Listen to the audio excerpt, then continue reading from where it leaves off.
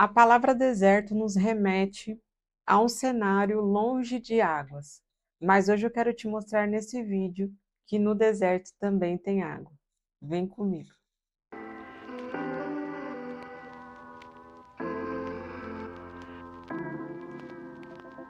E eu quero começar esse vídeo lendo uma palavra para vocês que está lá em Gênesis 21, a partir do versículo 19, que diz assim: Então Deus abriu os olhos de Agar e ela viu um poço cheio de água. Sem demora, encheu a vasilha de água e deu para o menino beber.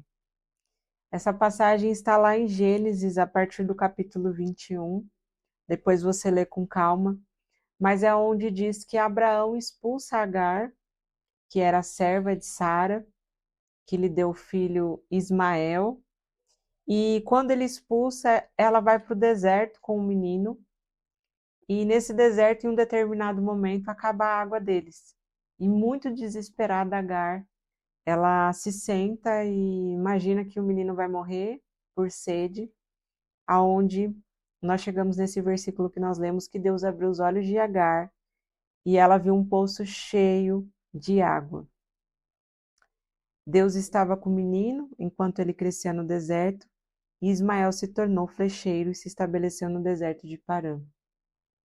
Essa palavra é linda porque quando diz que Deus abriu os olhos de Agar, a gente imagina que talvez aquele poço já estava lá, só que os seus olhos estavam cegos em meio ao desespero.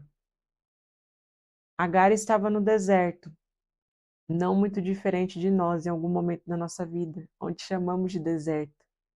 E no deserto muitas vezes pode parecer que não tem água, mas no deserto Deus provê, e no deserto há água. E é sobre isso que eu quero refletir um pouquinho mais com vocês nesse vídeo hoje. Preparei alguns pontos nessa história de Agar, que eu queria aqui dividir com vocês. E o primeiro deles é que Deus, ele se compadece do nosso sofrimento. Esse versículo vai dizer que Deus ouviu o menino chorar. Ele viu o sofrimento de Agar ali, ele viu que ela estava desesperada. E mesmo ali, diante daquele deserto, ele se compadeceu deles. Então Deus, ele vê o cenário que nós estamos. Ele nos vê no deserto. Ele vê quando nós estamos precisando de algo. Ele é um pai que se compadece dos nossos sofrimentos. Não é em vão que Jesus sofreu o que teve que sofrer para ir para a cruz, porque o caminho da cruz, o sofrimento que Jesus passou aqui, o torna um pai que conhece o sofrimento, um pai que sabe o que é sofrer. Muitos de nós não vai sofrer nem metade do que Jesus sofreu naquela cruz, mas ele entende de sofrimento. Então, se tem alguém que pode se compadecer no sofrimento, é o Senhor Jesus, porque ele já sofreu nessa terra. Então, nós vemos que, mediante essa história, um primeiro ponto importante que nós precisamos perceber é que Deus se compadece do momento que nós estamos passando. Ele não finge que ele não está vendo, ele não deixa de agir, ele está agindo. E você pode perceber que mesmo diante do sofrimento, ele está te sustentando. Ele vem nos sustentando. Quando Paulo pede para ser livre daquele espinho na carne, o que Jesus fala para ele? O Senhor fala: minha graça te basta. A graça dele nos basta para suportar muitas coisas que às vezes sem a graça dele nós não suportaríamos. E essa pode ser a água no deserto, que nós temos mesmo diante do deserto. O segundo ponto é que o nosso desespero nos cega. Mediante alguns desesperos, algumas fases da nossa vida, nós ficamos tão desesperados que nós ficamos cegos. A gente não consegue enxergar o lado bom das coisas. Às vezes Deus está enviando uma pessoa para te dar uma palavra, uma oportunidade para você ouvir algo. Às vezes Deus, ele manda alguém te convidar para um culto. Às vezes o Senhor manda alguém te ligar, te enviar um versículo, uma mensagem. Essas são as águas no deserto e muitas vezes você não está vendo. Muitas vezes o desespero te cegou, ao ponto de você estar que nem Agar. Ela ficou tão desesperada que quando Deus abriu os olhos, ela viu o poço.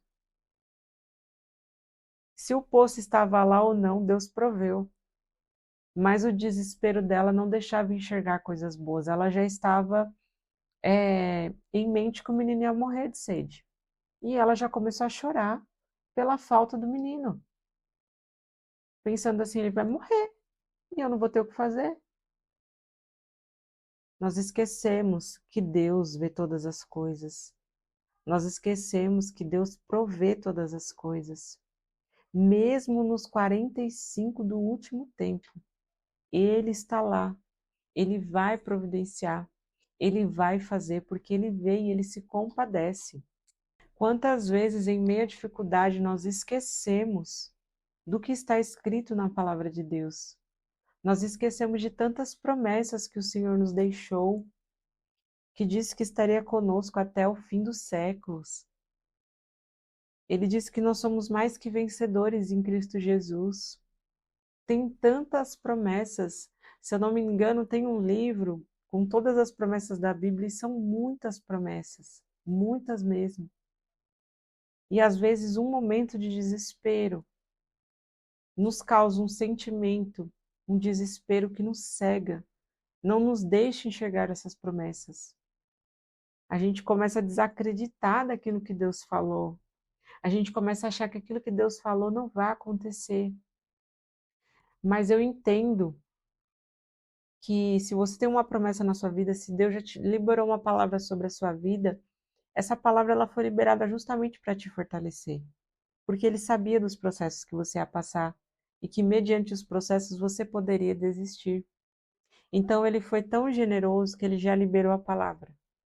E quando ele libera a palavra, ele já mostra o que ele vai fazer e não como vai ser o processo. Porque o processo vai ser doloroso, mas a vitória ela é certa. Se Jesus tivesse desistido do sofrimento, ele não seria coroado. O nome dele está acima de todo nome.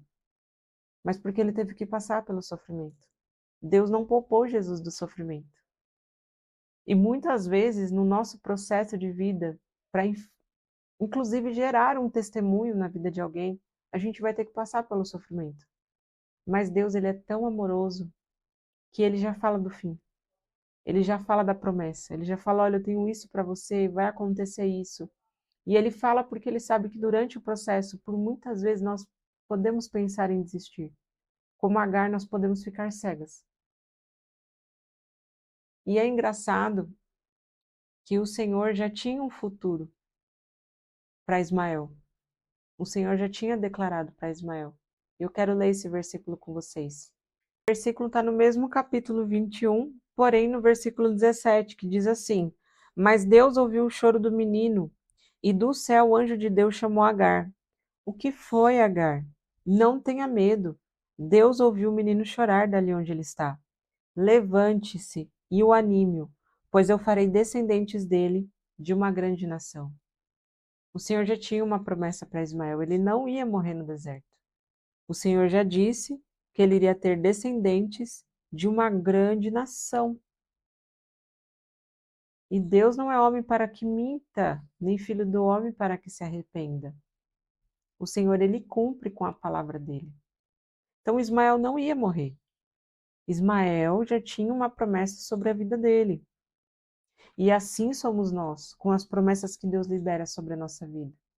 Se Deus ele liberou uma palavra sobre a sua vida, através da vida de outra pessoa, ou através de você mesmo, porque o Senhor ele pode revelar para nós, essa palavra ela vai se cumprir, independente do cenário que você esteja, independente da situação, independente daquilo que os teus olhos veem. O que a palavra do Senhor diz?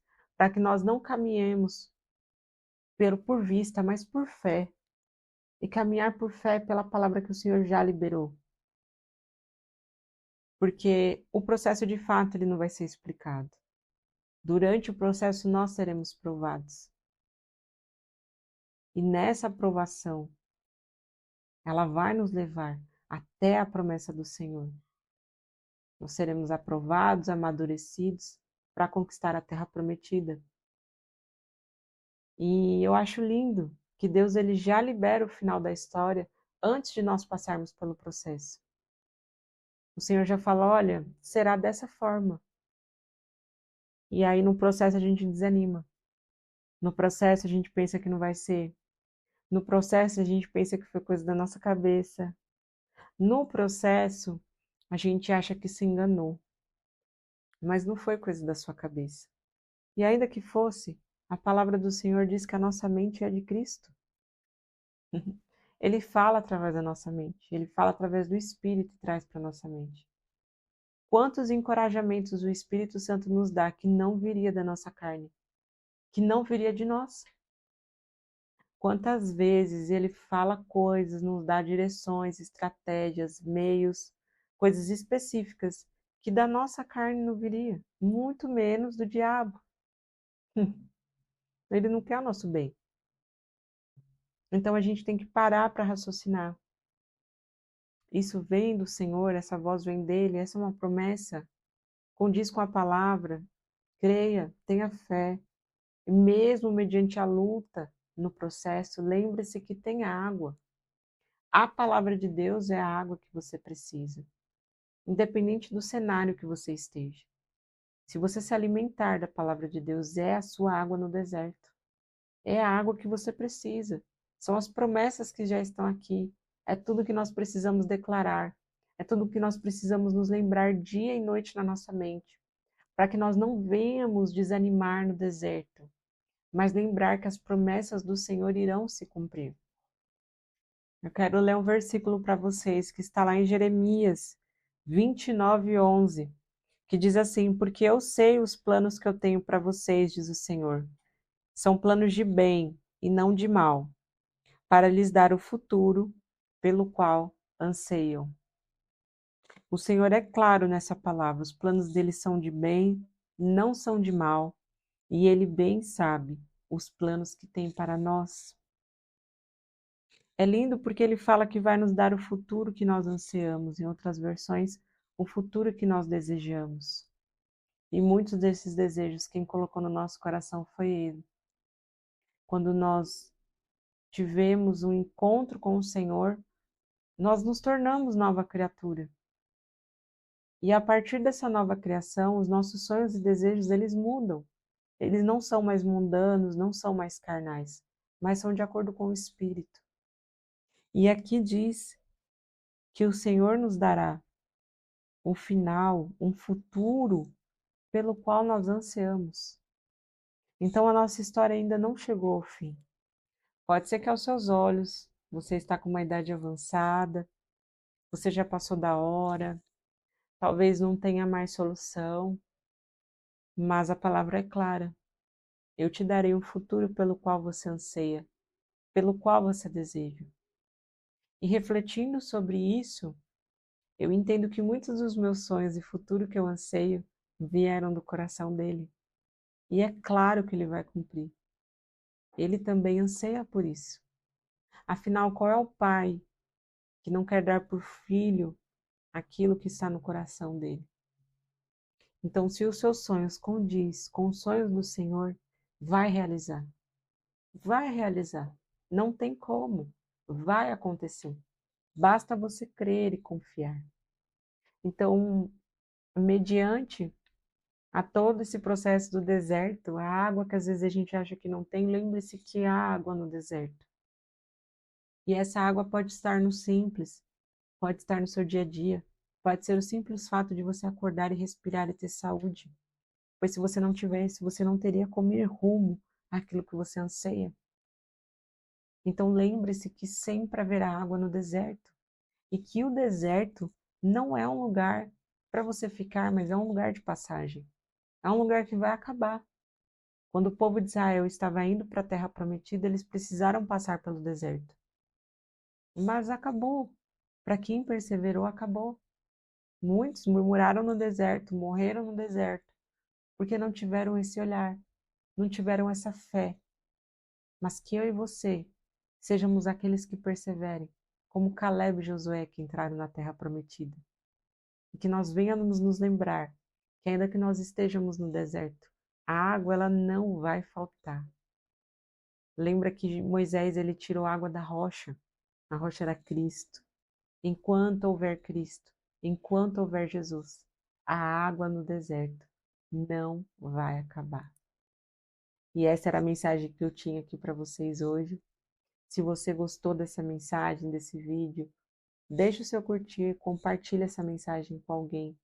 E lembre-se, mesmo no deserto haverá água, porque a nossa rocha é Cristo. E essa água não tem fim. Amém? Que o Senhor te abençoe. Fiquem com Deus e até o próximo vídeo, se Deus quiser.